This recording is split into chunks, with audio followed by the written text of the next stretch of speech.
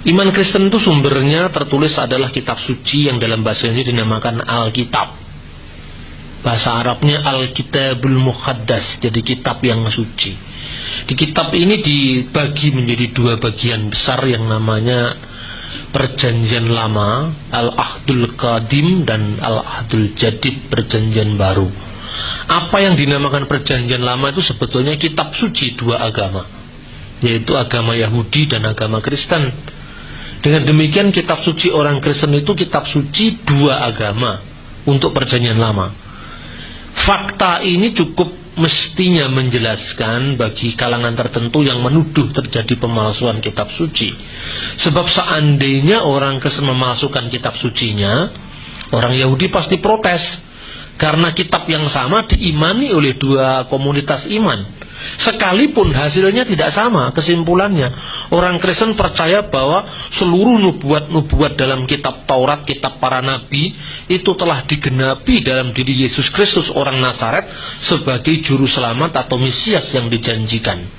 Tapi orang Yahudi percaya bahwa Mesias akan datang, tapi Mesias itu sekarang belum datang. Ini kesimpulannya beda, tapi sumbernya sama. Lah seandainya orang Kristen memasukkan kitabnya ini kan berarti perjanjian lamanya sudah beda dengan perjanjian lama Yahudi. Nah ini yang perlu dilihat. Orang Yahudi menyebut perjanjian lama tentu bukan perjanjian lama, sebutannya adalah Tanakh. Tanakh itu singkatan dari Torah, Nevim, Ketuvim. Taurat, nabi-nabi, dan tulisan-tulisan suci. Orang Kristen menyebut perjanjian lama. Kenapa perjanjian lama? Karena dia yakin sudah ada yang baru. Makanya yang sebelumnya disebut lama. Perjanjian baru, nama perjanjian baru itu baru muncul abad kedua dari tulisan seorang bapak gereja yang bernama Justinus Martir. Dia pertama kali menyebut perjanjian baru sebagai memori para rasul. Karena dari rasul-rasul lah dokumen ini tertulis, yang disebut perjanjian baru. Tapi isinya sama, sekalipun urutannya tidak sama. Orang Yahudi itu urutan kitabnya, pertama kitab Bereshit. Bereshit itu kitab Kejadian, kemudian diakhiri dengan kitab Tawarikh. Jadi Maleakinya di tengah. Nah orang Kristen lain, orang Kristen pertama Kejadian, terakhirnya Maleaki. Tapi sebetulnya ini juga bukan ciptaan orang Kristen, karena orang Yahudi itu terbagi dua. Yang namanya orang Yahudi yang ada di Tanah Suci di Yerusalem, dan orang Yahudi diaspora. Orang yang di diaspora itu orang Yahudi yang berada di luar Yerusalem. Pada abad-abad sebelum Masehi itu, anak cucu mereka sudah jarang yang memahami bahasa ibu mereka, yaitu bahasa Ibrani. Lalu diterjemahkanlah atas izin Imam Agung di Yerusalem untuk Alkitab Perjanjian Lama diterjemahkan dalam bahasa Yunani yang dikenal dengan Septuaginta.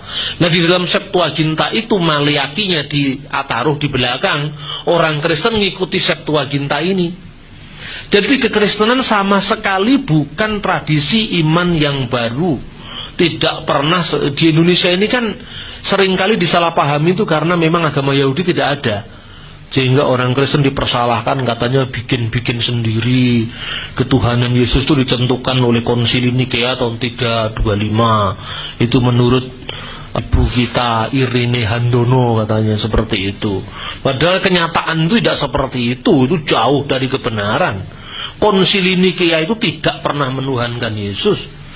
Konsili Nikea itu hanya menetapkan kanun al-iman, menetapkan patokan iman yang sudah diimani oleh gereja. Setelah Yesus naik ke surga, Petrus menggantikan Yesus, kemudian menjadi pemimpin gereja di Antioquia. Setelah ditinggal ke Roma, diangkat dua orang wakilnya dia yang namanya Evodius dan Ignatius. Kemudian Petrus memiliki murid di Roma namanya Clement. Kemudian Petrus memiliki murid namanya Markus. Markus datang ke Iskandaria, Mesir. Seluruh tulisan-tulisan ini menjadi dokumen sejarah yang hari ini pun masih bisa dibaca. Lah karena itu dari Petrus punya murid misalnya Ignatius, Yohanes punya murid namanya Karpus, Polikarpus punya murid Irenaeus. Misalnya Yohanes punya murid namanya Papias. Itu masih bisa dilacak semuanya. Sehingga kalau dikatakan selamanya dalam diskusi dengan saudara-saudara kita umat Islam, misalnya baru-baru ini ada saudara Martin Sinaga dengan siapa itu, Sanihu Munir atau siapa itu bukan dialog, itu monolog. Itu dialog itu memberi tempat pada perbedaan, membiarkan orang menurut pilihannya, menghormati pilihan orang, dan kemudian disimpulkan seluruh orang di luar Islam kafir. Itu bukan dialog, itu sageleme dewe. Itu mengukur orang dari paradigma kita. Tidak bisa seperti itu. Negara kita kalau muncul orang-orang seperti itu, cepat atau lambat akan segera bangkrut negara ini. Tidak bisa. Sejak awal Bhinneka Tunggal Ika itu menjadi sumpah bangsa kita untuk kita hidup dalam pluralitas, menghormati identitas kita masing-masing tanpa memaksakan pilihan kita terhadap orang lain, melainkan kita memberi ruang bagi orang lain. Itulah hakikat dialog. Jadi dialog itu bukan menang-menangan, tapi dialog itu saling memahami apa keberadaan kita masing-masing. Antara aspek budaya, aspek agama, dan atau teologis ini tumpang tindih seringkali. Kalau dilacak konflik di Indonesia ini antar agama, bisa dipilah-pilah. Buddha ini relatif tidak konflik dengan Kristen, relatif Hindu tidak konflik dengan Islam, dan seterusnya. Apalagi Konghucu. Kenapa seperti ini? Karena memang rumpunnya beda. Islam ada nabi, ada rasul, ada Injil, ada Allah. Ini kan terminologinya sama. Lah, makanya konflik Islam, Kristen, Yahudi ini sebetulnya konflik keluarga Ibrahim. Nah, kenapa? Kalau itu rumpunnya sama, kemudian kan terjadi saling klaim. Lu Nabi itu menurut saya begini, enggak. Nabi itu menurut saya begini, kan terjadi seperti itu. Sebetulnya umat Kristen di Indonesia itu kemungkinan dengan Islam itu lebih banyak karena aspek budaya. Kenapa? Kristen di Indonesia ini kan kebanyakan asalnya dari Amerika atau Eropa. Generasi pertama itu dari Eropa. Generasi kedua Kristen Koboi asalnya dari Amerika, kan gitu kan. Nah, Islam itu di Indonesia ya semuanya dari Arab atau dari Gujarat.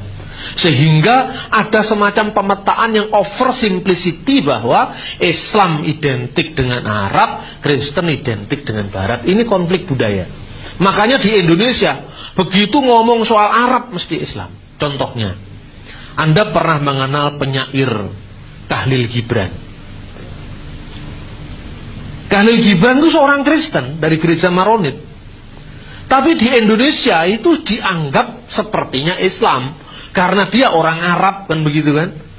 Makanya Anda lihat di beberapa terbitan Khalil Gibran Indonesia itu sebetulnya orang Kristen itu kan banyak ketinggalan dalam konteks informasi ini.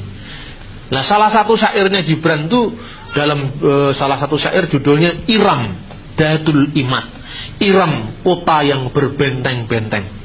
Dia mengatakan begini, Qul la ilaha illallah wa la say'an illallah wa kun masihiyan. Katakanlah la ilaha illallah, tidak ada ilah selain Allah, dan katakanlah tidak ada sesuatu pun selain dia, dan jadilah kamu Kristen. Loh, ini kan menggegerkan di Indonesia ini kalau dibaca. Loh, bagaimana la ilaha illallah kok Kristen, kan gitu kan. Nah, ini salahnya orang Indonesia, salahnya sendiri tuh apa Kristen itu mesti Barat, ke Islam itu mesti Arab, kan gitu. Padahal konteksnya istilah la ilaha illallah itu sebetulnya salah satu terjemahan dari bahasa Aramaik. Bahasa Aramaik itu bahasa yang dipakai oleh Yesus. La ilaha illallah itu dalam bahasa Aramaik lait ilah ila allaha. Dalam Risalatu Bulus Rasulul Awal ila ahli Korintus pasal yang ke-8, jadi surat Rasul Paulus kepada orang Korintus yang pertama pasal 8 ayat 4 itu dengan jelas diungkapkan la ilaha illallahul ahad walana ilahun wahid wa huwallahul abul ladzi minhu kullu syai'in wa ilaihi narji'un. Bagi kita tidak ada ilah selain Allah yang esa.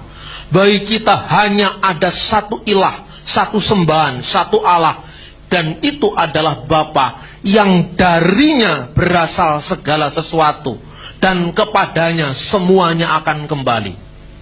Makanya wa ilaihi narji'u, semuanya kita, hidup kita akan kembali. Itu dalam teks terjemahan bahasa Arab.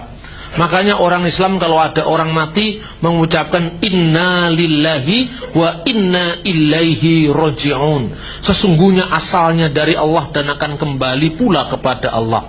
Kalau ada orang Kristen mati di negara-negara Arab, itu biasanya ditulis intikala ila amjadis samawat, telah pulang ke kemuliaan Bapa surgawi. Itu kalau orang Kristen mati di dunia Arab. Jadi sama-sama Arabnya pun ya lain sebetulnya.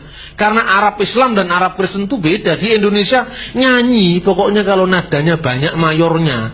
Nada Eropa itu mesti Kristen, kalau minirnya itu banyak Islam. Lu nada saja sudah diagamakan kalau di Indonesia.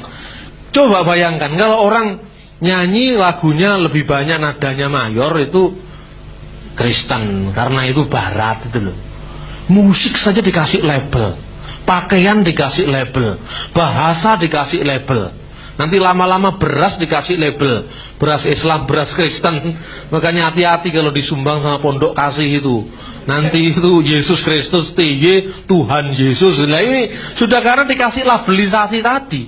Nah ini yang parah, yang harus mulai kita kita leraikan konflik-konflik semacam ini, karena tidak menguntungkan bagi kehidupan kebangsaan kita. Saya waktu di Kairo 2 tahun lebih ya, seringkali di rumah saya ini tempat mangkalnya anak-anak mahasiswa Al-Azhar. Suatu saat mereka lagi diskusi malam-malam sama saya, terus saya suruh dengarkan itu satu kaset lagu rohani. Judulnya itu ya memang agak netral, judulnya Allah Karim. Saya tanya, ini lagu Islam apa lagu Kristen? Lagunya gini, Allah Karim, Allah Karim. Islam apa Kristen? Islam. Dengarkan dulu bait kedua. Mis mungkin yimsa auladu ilahil azim. Kristen karena Allah tidak akan meninggalkan anak-anaknya. Loh, kalau anak-anaknya itu mesti Kristen. Auladuhu, karena kalau Islam kan ibadtuhu, hamba-hambanya. Orang sering mempersoalkan, loh anak itu apa? Berarti Tuhan itu beranak. Anak itu menunjukkan kedekatan. Kalau hamba menunjukkan ketaatan, ya sudah loh. Itu kok diramaikan gitu loh. Nah kemudian dari la ilaha illallah tadi, loh ini kok sama dengan syahadatnya Islam. Yang pertama sama, asyhadu alla ilaha illallah, sama itu di Kristen juga. Wa an la ilaha illallahul ahad, dan Allah itu man huwa Allah. Huwa, dia adalah Allahul ab, dia adalah Allah sang Bapa. Alladzi minhu kullu syai'in, yang daripadanya berasal segala sesuatu. Wa ilaihi narji'u, dan kepadanya kita akan kembali. Sama. Tapi yang kedua beda. Yang kedua kan wa asyhadu anna Muhammad Rasulullah, dan kami juga saya mengakui bahwa Muhammad adalah Rasulullah. Kalau di Kristen ini ayat 6 1 Korintus pasal 8 tuh, walana robun wahid, dan bagi kita hanya ada satu Tuhan, wa huwa Yashu al-Masih alladzi bihi kana kullu syai'in wa bihi nahya. Bagi kita hanya ada satu Tuhan, dan dia adalah Yesus Kristus yang olehnya diciptakan segala sesuatu, dan untuk dia hidup kita ini ada. Nah ini kira-kira seperti itu. Jadi kalau di Islam la ilaha illallah Muhammad Rasulullah, di Kristen la ilaha illallah la robba ilal masih. Tidak ada ilah selain Allah, dan tidak ada Tuhan kecuali Kristus. Ini bedanya. Jadi di Kristen mengenal yang namanya the divine of Jesus Christ atau Godhead of Jesus Christ, keilahian Yesus, dan Lordship of Jesus Christ, ketuhanan Yesus. Lah apa bedanya ketuhanan dan keilahian? Keilahian menunjuk kepada dia yang disembah, tapi ketuhanan menunjuk kepada dia yang berkuasa. Nah ini beda. Kalau ngomong tentang Quran dibaca menurut tilawat, itu mesti Islam, kan gitu kan? Di Timur Tengah Anda lihat seluruh gereja, termasuk yang Protestan sekalipun, itu kalau membaca Alkitab ditilawatkan. Kalau di Islam namanya tilawat, di Kristen namanya mulahan, dibaca dengan nada. Jadi kalau Di Islam itu kan selesai dibaca ayat Quran diawali dengan a'udzubillahi minasyaitonirrajim bismillahirrahmanirrahim, dibaca ayatnya, kemudian terakhir shadaqallahu azim, maha benar Allah dengan segala firman-Nya. Shadaqallahul azim itu maha benar Allah ditambahi dengan segala firman-Nya, karena konteksnya memang membaca firman. Kalau di Kristen itu biasanya diakhiri dengan kata-kata, kalau pembacaan Injil, al-masdulillahi daiman, al-masdulillah segala kemuliaan bagi Allah senantiasa. Kalau Mazmur diawali dengan kata-kata min masamir liyabina Dawudan nabi wa maliku tahir barakatullah alaina amin ilahi ilahi limada taruhtani. Terakhirnya disambut jemaat dengan haleluya. Itu Kristen bukan Islam. Nah kalau di Indonesia, nah saya bawa kaset ini ke Paramadina waktu saya memberikan ceramah diundang oleh almarhum Cak Nur. Tidak tahu bagaimana kaset itu akhirnya jatuh kemana-mana kan. Nah tiba-tiba saya dengar itu kasetnya siapa itu Ibu Irini Handono itu, kemudian dia tunjukkan tentang bahaya kristenisasi. Gitu. Kemudian coba saudara-saudara dengarkan, ini pengajian Quran, apakah ini qasidah atau ini apa nih? Ceklek. Haleluya. Inilah pengaburan akidah Islam. Lo yang kabur ya dia sendiri. Wong di Mesir semuanya begini kok. Lo siapa yang kabur ini? Dan siapa yang mengaburkan? Ini memang asli dari sononya begitu. Makanya saya bawa anak Al-Azhar datang ke gereja Margikis di Kairo. Saya tunjukkan, kamu berapa lama di Mesir? 7 tahun mas. Kon roiki nggak pernah tahu katanya. Lewat tok katanya. Nah coba masuk. Lek kamu merasa itu haram, incengen tok isinya apa nang jero. Saya bilang gitu. Nah kemudian dia lihat, loh ini mungkin dipengaruhi Islam katanya. Itu kok kubahnya loh. Islam dipengaruhi Bizantium. Ini kubah ini bangunan Bizantium. Bangunan Bizantium kemudian diambil alih oleh Kristen dan diambil alih oleh Islam. Dua-duanya sama minjem. Itu kan arsitek itu netral. Di Indonesia dibuat joglo ya enggak apa-apa. Arsitektur itu netral, salahnya sendiri wong negaranya iklimnya tidak cocok kok tetap aja pakai kubah. Ini kan juga salah itu sebetulnya. Kalau menurut teori arsitek itu kan salah itu.